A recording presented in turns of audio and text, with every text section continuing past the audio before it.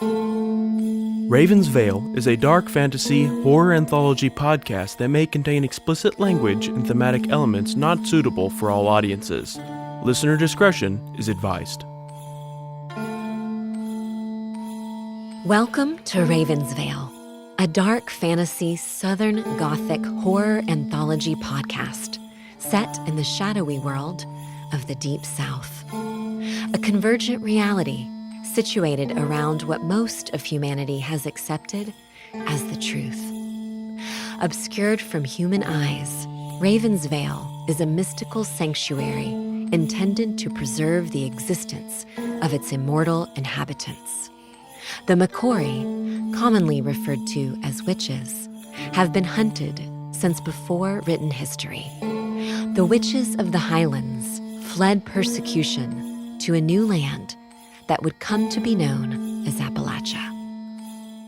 In these parts, you should always be leery of the things that scare witches. The veil is thin tonight, family. Let's see what darkness lies beyond.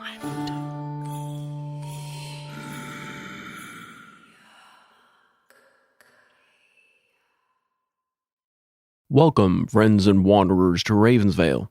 This very scary Christmas episode of Ravens Vail Podcast is a special gift laid gently at your doorstep. Now, the tale you're about to hear surely belongs to the worlds of Ravens Vail, but it don't tangle itself into the main storyline. This one's meant to stand alone, like a cabin tucked back into the pines. So pull up close, settle in by the fire, and let that crackle of wood and the whisper of shadows do their work. Before we wander too deep down this haunted valley, best give y'all a fair heads up. This tale ain't smooth.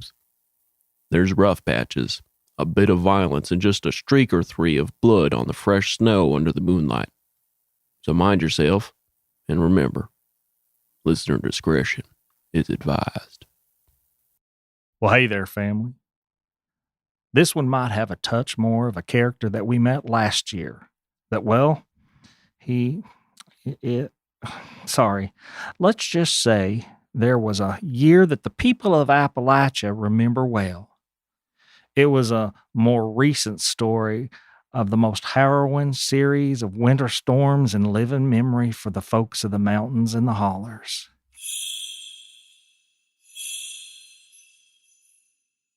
It was the winter of 1965, cold as a coal cellar and just as still. Folks in the hollers and the hills had strung up popcorn garland and tinsel like icicles, waiting on the jingles of sleigh bells and the creak of old floorboards under his boots. Come Christmas Eve, St. Nick took his usual route, no GPS, just stars and instinct, delivering joy to the good young'uns scattered from ridge to riverbend.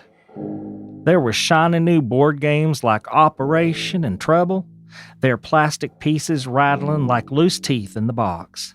G.I. Joe marched into many a living room that year, stiff-limbed and ready for a backyard battle. And for the first time, Batgirl made her debut in doll form, cape fluttering like a crow's wing in the wind, much to the delight of young girls who had had their fill of baby dolls and tea sets. Not every gift was wise. Old St. Nick, with a twinkle in his eye and maybe a touch of mischief in his heart, slipped a few boxes of lawn darts under the tree. He figured some of those kids were teetering on the edge of the naughty list anyhow, and what better way to sort the brave from the foolhardy? He could already see the summer ahead, barefoot siblings darting through the yard, hollering and limping, trying to hide puncture wounds from Mama's sharp eye. Now, old St. Nick had a soft spot for bicycles. Always did. Something about the way a child's eyes lit up when they first laid hands on their very own two-wheeled freedom machine. It stirred something. It stirred a warmth in him deeper than any hearth. Of course, them bikes gave his magic sack fits every December.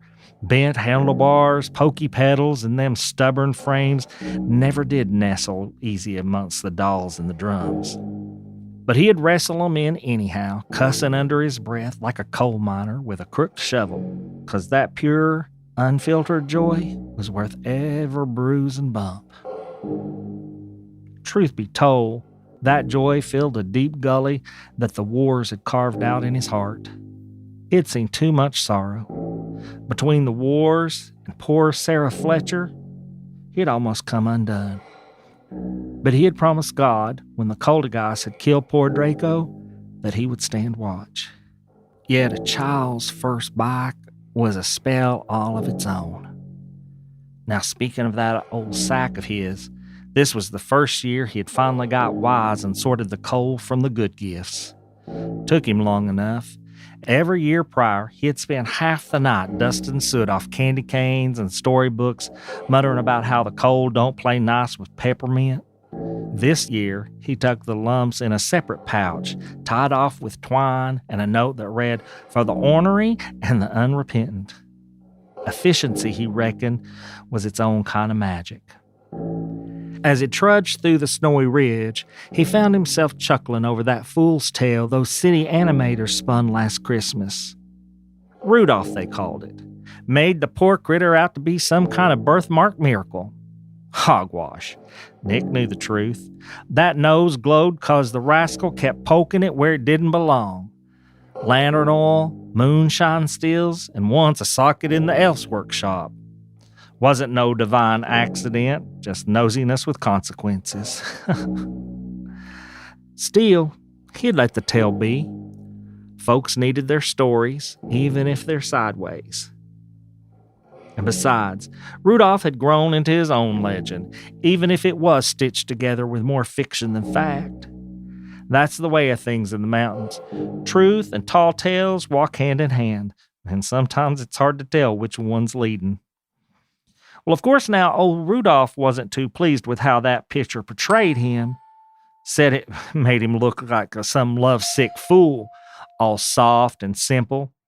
When truth be told, he fancied himself a right clever spell weaver.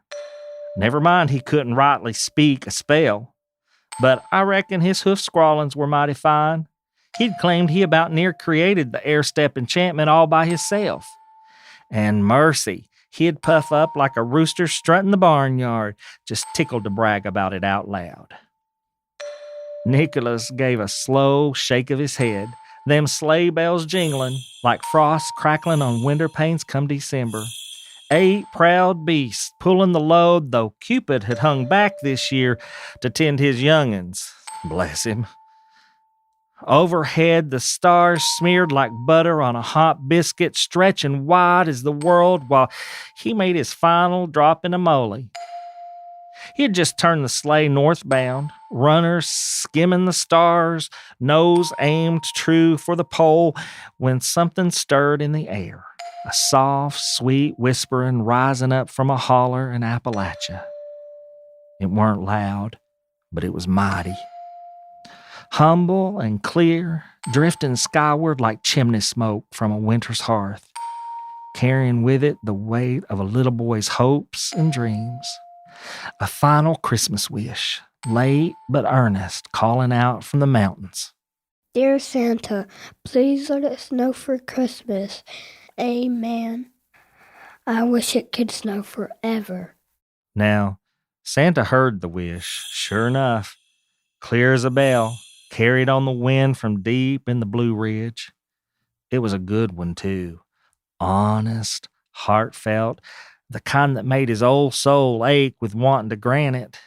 He chuckled at the amen. But the magic of the sleigh was running out. The reindeers were weary, and the sky was already turning towards dawn. He leaned back in the seat of his old sleigh and muttered, I'm sorry, little one. This one's beyond me this year. Now, Jack Frost, he'd been listening. That icy trickster with a grin sharp as icicles and a heart colder than a January creek. He and Santa hadn't shared a civil word since the tragedy Jack had caused at Creekbriar. Poor Sarah Fletcher. She had never fully recovered, just a shell of the beautiful soul she had once been. But this wish, it stirred something in Jack. Not kindness, mind you, just downright revenge. He'd get even with Nicholas. Yes, he would. So Jack granted the wish, although not exactly. Instead, he rolled over the mountains laughing like wind through broken shutters and let loose a snowstorm that lasted 3 whole weeks. Roads vanished. Power flickered out. Folks huddled close, sharing stories and soup. And in the middle of it all, a lot of folks froze to death or died of pneumonia. That wish, well, it didn't come wrapped in paper or tied with a bow. It came with hunger and death. But Jack, that frostbitten rascal, he made damn sure the mountains remember what his magic felt like. Not just the sting of sleet on skin, but the hush of dreams gone still. He painted the ridge lines with sorrow and the hollers with silence. And St. Nicholas, he felt every shiver, every sob, every soul gone still beneath the snow. Jack, you sniveling, cold-hearted coward, skulking behind the snow drifts like a snake in the sugar tin. Is this your latest trick, or just the same old cruelty, reheated, rewrapped, and served like the same old slop? 3 weeks, Jack. 3 weeks of blizzard. 3 weeks of blacked-out roads, shuttered homes, and children crying into threadbare quilts. 3 weeks of joy buried beneath your cursed frost. Hundreds dead, thousands sick, thousands more starving while you dance your icy little jigs across the rooftops. You thought I wouldn't notice? You thought I wouldn't feel it? The way the warmth recoiled? The way the dreams dimmed? The way the wishes turned brittle and broke in their little hands? You strike from the shadows, cloaking your venom and beauty, icicles like daggers and snowflakes like lies. You twist the very magic I swore to guard, turning wonder into weapon, laughter into frostbitten echoes, hope into a thing that shatters underfoot. You think it clever, Jack? To slip into their sleep and steal the light? To whisper frost into their lullabies? To make me watch as the sparkle fades from their eyes? You want a game? Then come out, Jack! No more snowdrifts. No more sleight of hand, no more hide and slink. Face me. Stand in the firelight. Let's see how your tricks fare against the fury of St. Nicholas of Bari. I've had enough. They are not your spoils. They are not your playthings, and I am not your fool. I am your reckoning, Jack, and I am done playing with you. Nicholas roared his righteous fury into the teeth of the storm, his voice swallowed by the howl of wind and snow. His broad shoulders wore a coat heavy stitched by elven hands, bearing the weight of winter's wrath. His beard, a bramble-thick tangle of curls, snared snowflakes like bitter charms, each one clinging with icy spite. But when his rage flared, pure and blistering, they sizzled away in a breath of steam, rising into the storm like the last gasp of a dying man. Folks was hunkered down deep in their cabins, stoking the fires with one hand and holding tight to kin with the other. The wind howled like a banshee, loose in the pines, and the walls creaked something awful. Roofs bowed low under the weight of thick, heavy snow, but a few souls, reckless or blessed, pressed their face to the frosted glass and saw him. Though they didn't recognize who he was, it was obvious they needed to stay inside till the storm and the rage blew over. In this moment, St. Nicholas was not the jolly fella from the town parades. No siree. This one was burning with purpose, cutting through the whiteout like a story come walking. He moved like fire through fog, a red blaze slashing, boots pounding the drifts like thunder on the mountain. A man-shaped marvel, sure as sunrise and twice as stubborn, comes stomping through the squalls with a sack full of reckoning and raw wonder. He moved like a mule-drawn plow, shoulder to the wind, waist deep in the snow that tried its best to hold him back. Each step was a dare flung straight at him. Up ahead, a flicker danced. Jack of the Frost, slick as creek ice, slipping through the moonlight with no tracks, no scent, no signs. Just meanness and a heart as cold as ice. But Nicholas weren't fooled. He pressed on, busting through the snowdrifts like they was tissue paper, eyes locked on the trickster. Then he hollered. Words older than English, older than the ridgelines, and older than the things neath them mountains.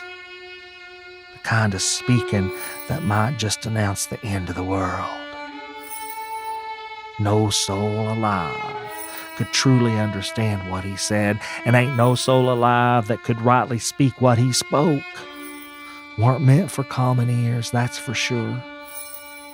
Certainly not ours. It was the language of the land itself, a language meant for wrath and reckoning. Now Jack, slim as a switch and twice as quick, tore through the holler like a fox with its tail on fire. He skimmed the riverbank, boots barely touching the earth, breath curling behind him like smoke from a chimney. When he hit the ice, he didn't pause nor pray, just shot a look over his shoulder, eyes flashing with fear, then dove headlong into the frozen skin of the river. The ice took like a mirror swallowing a reflection, and he slid beneath its glassy belly, vanishing southward, leaving naught but a shimmer and the fading thud of Santa's boots pounding too late behind him. And when Jack slipped past Nicholas's gaze, swallowed whole by the river's cold belly, he let loose a long, trembling sigh. 'Cause even the Jack of the Frost knows this truth. You can't outrun a man whose purpose was tempered in fire and hardened by faith. I've had it with your running, Jack. You think you can vanish for a year and I'll just forget? Jack Frost was laying low, waiting for his moment. Nicholas could feel it in his bones. Jack hadn't planned on being found out this soon, not this early, in whatever crooked scheme he had cooked up. That damn ancient scoundrel couldn't stomach the quiet kind of reputation that Nick had earned. It gnawed at him. And Nick, he was sick of the dance they kept doing. He just as soon locked Jack deep away like they had desolation after the wars. Nick tilted his head to the heavens, but there weren't no stars to speak of, just wind that howled like a widow, coal that burned like fire, and snow falling so thick it looked like the Lord was shaking out every last angel feather he had ever made. It was a lonesome night to be St. Nicholas. Born a man, made immortal by a twist of fate some might call a blessing. But Nick knew better. It were a burden, plain and simple. A charge from God himself to keep the long, dark night from swallowing the heart of his children. The gift wasn't for Nick. It was for the folks. And Nick, being a God-fearing soul, bore it without complaint. Bore it since he had taken care of the colder guys when he'd gotten himself into this situation. He was just waiting for the day he'd be set free. Now, let me be clear. It's not that he didn't like being Santa Claus. He would keep that job as long as the Lord saw fit. But having to deal with the likes of Jack, well, he'd rather not. But Jack weren't done. Not by a long shot. March had barely cracked open when frost stirred up what was left of winter's breath across the Northeast and into Canada. He summoned storms meaner than a drunk uncle at a funeral, trying to hold spring hostage before the maiden could crawl her way out of the mountain and unite with the green man at Beltane. I'm just fulfilling little Leland's wish, that's all. I don't know why he hunts me like a beast. They finally remember me, but it's twisted. It's wrong. Wrong, wrong, wrong, wrong, wrong. Wrong. Jack's voice cracked like ice on a creek bed. Do they recall my gifts? No. Not the lace I etch on their windows, not the hush I lay over the hills. They call it frostbite, not art. They slam their pain shut, trying to keep winter out like it's a thief. I hate glass. It's a lie between me and them. He stepped closer, breath curling like smoke. Do they remember my love? No. Just the chill of my breath, the sting in their bones. So be it. I'll give them what they know. Just like Leland asked, they'll get all of me. The cold breath, the teeth like icicles, and the kind of cold that wraps the weary in stillness and sleep. Jack looked up through the fragile blue of the winter sky, sun hanging weak like a lantern running low on oil. He scowled, lips curled like bark in a hard freeze, and with a flick of his hand, he beckoned the storm. When the time felt ripe, like a crescendo of a symphony waiting for the drum, Jack raised his arms and pulled in a breath so deep it nearly hollowed out the hills. What he let out weren't no ordinary exhale, but a death wind, a curse call, and the sky turned black with churning clouds before a flood. The wind howled like coyotes at dusk, and Jack just grinned. Winter had come, and it weren't leaving soon. Not if he had anything to say about it. He settled in to the racket of slamming shutters and the snap of tree limbs too brittle to bend. The storm sang its cruel song, and Jack danced through it, slipping and sliding down alleyways in a blur of white ice, brushing shop windows with fingers that froze and fractured glass like it was nothing. The storm swallowed every sound but its own, a choir of chaos. From the top of the map to the bottom, east to west and back again, Jack rode the winds like a devil on horseback. Folks caught outside felt his wrath. Skins sliced by sleet, sharp as switchblades, winders busted by hailstones bigger than hen eggs. Then he saw a man running hard up a gravel driveway toward a fine-looking house somewhere between Indiana and Illinois. Jack leapt from the wind like a wildcat, slamming the poor soul to the ground with fists like frozen anvils. The earth dented beneath the blow, but the snow stayed white. No blood, no satisfaction. Disgusted, Jack peeled off the man and barreled through the walls of the house where a pine tree had already punched a hole clean through. Inside, he found a mother, covering a babe in a cradle. Pine needles splashed around the room like the blood he had wished he had seen only seconds before. Seizing the pair of mortals, he carried them through the wall, back into the winter they should have known. The child was dead before he looked down again, discarding it like a piece of trash. Grasping the mother's skull, He carried her aloft on a swirl of snow-bitten wind. His thumbs laid across the side of her nose. Frost watched as the skin blackened from his bite. Her eyes ruptured from the sudden change in temperature, and when the skin tore from the blast of his attention, he let her be carried by the storm into the snowbank below. Looking up from his work, he found himself nearly through Kentucky as the wall of Appalachia loomed on the horizon. He turned south slightly to cut through the Cumberland Gap on his way to vent his fury on the wards of Ravens Vail.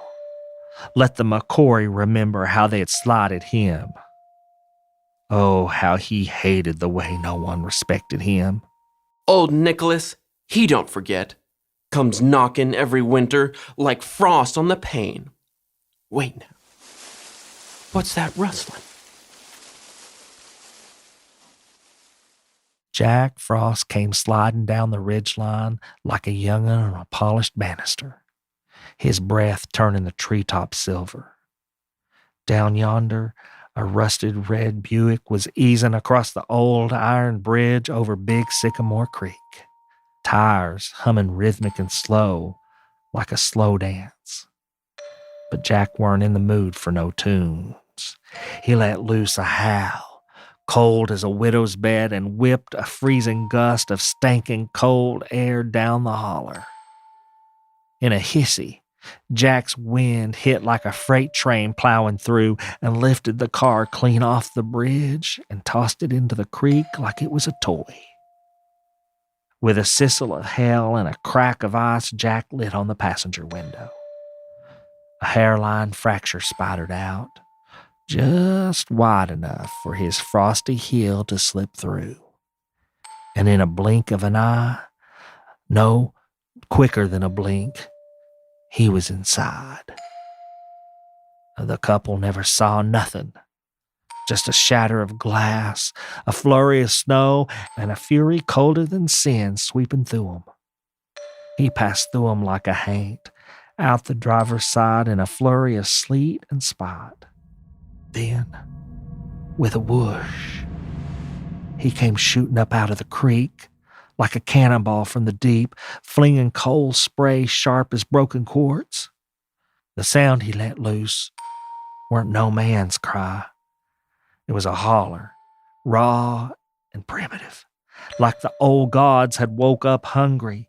It rattled the ravens out of the pines, and the wind took it, carrying that wild war cry clear across the holler and ridgelines, setting dogs to barking and folks to crossing themselves. Leland, I bring your wish. May winter never end.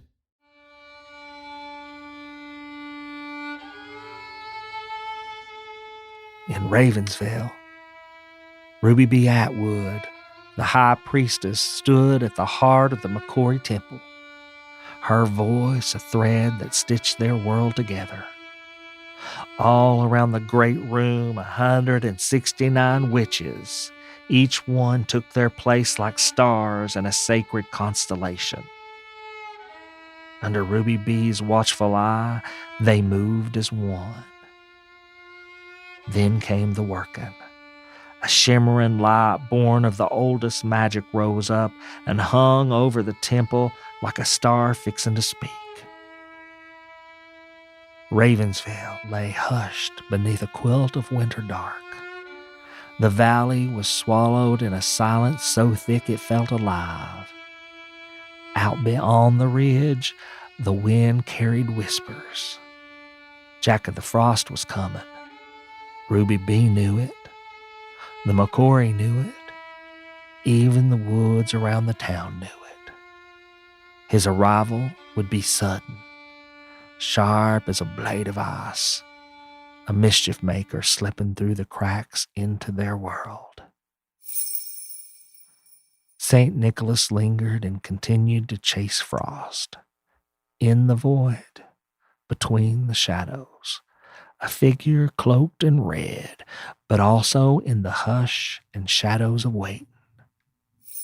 Jack's presence was felt, before he was seen as the weight of a story half remembered.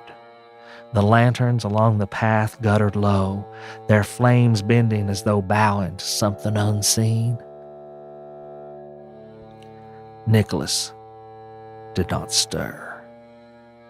He held himself still as the old mountains, watching from a hilltop where light refused to tread.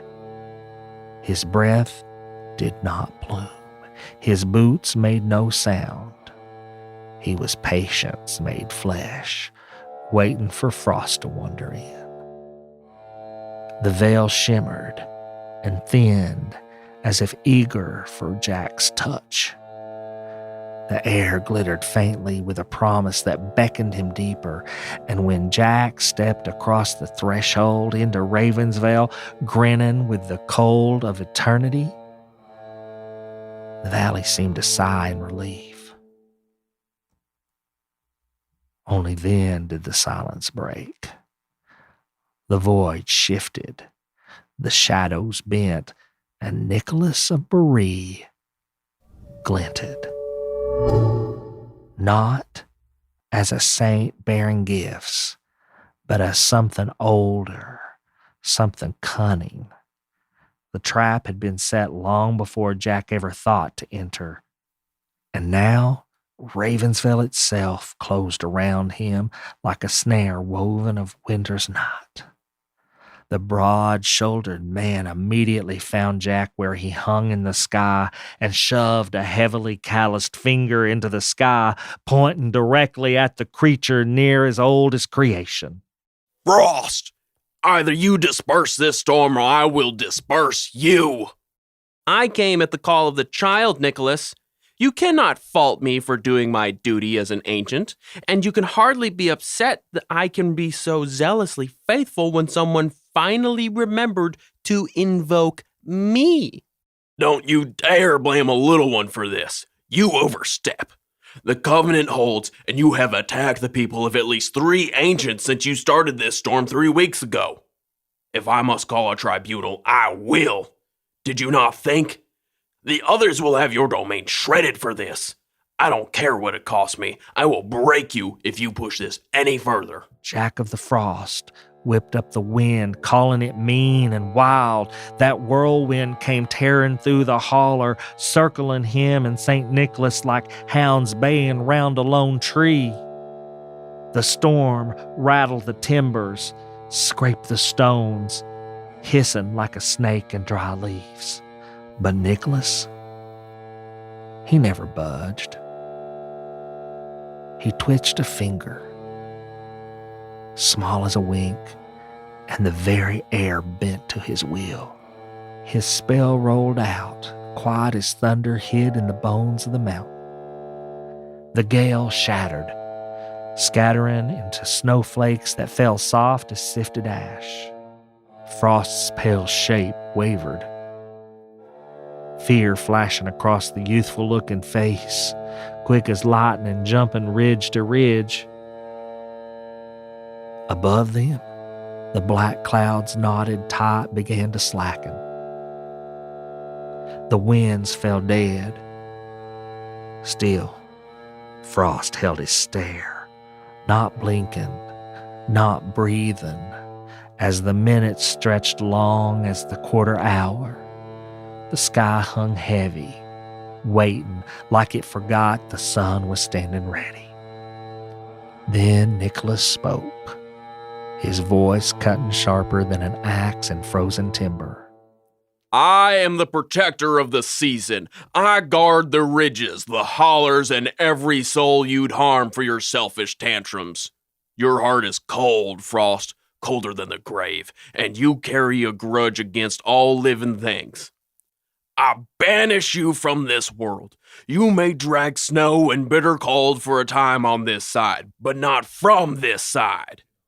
You have broken the covenant of the ancients, and for that your punishment is clear. You shall always be the lesser. I will be watching. Move against these people again, and I will not hesitate. I will end you. And then Frost blinked. Just once. That was all it took. The spell cracked, and the sun busted through, pouring gold across the valley into sleet and hail, leaving behind nothing but a trail of twisting gray mist that vanished just beyond the thinning veil.